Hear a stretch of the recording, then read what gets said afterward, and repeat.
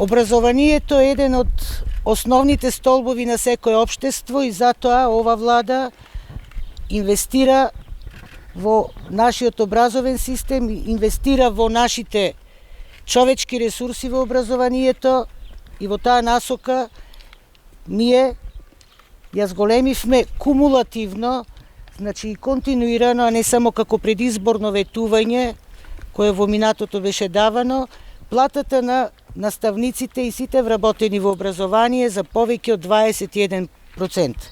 Со тоа го вративме достоинството на вработените во образование.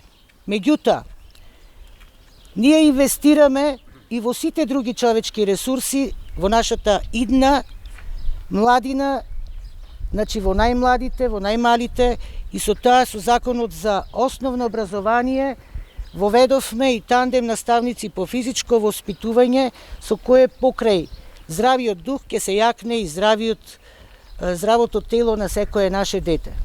Во таа насока инвестираме и во реконструкции, капитални инвестиции и реновирање на училишта, меѓутоа и во изградба на спортски сали. Една од тие спортски сали е ова зад нас, која се надевам ќе биде благодет не само за учениците од Нацебудјони, туку ќе биде отворена за работа, за учење, за тренирање и за развивање на здраво тело, здрав дух и на сите граѓани на општина Куманово. Вакви сали има многу, се градат, се отвораат ширум нашата држава. Изминатата година посетив многу вакви сали, посетив многу училишта во кои има и анатомски столчиња за учениците, значи ние бараме да имаме здрава младина. Училиштата како Нацебудјони, кои се стручни училишта, ги реформираме со комплетно нови наставни планови и програми.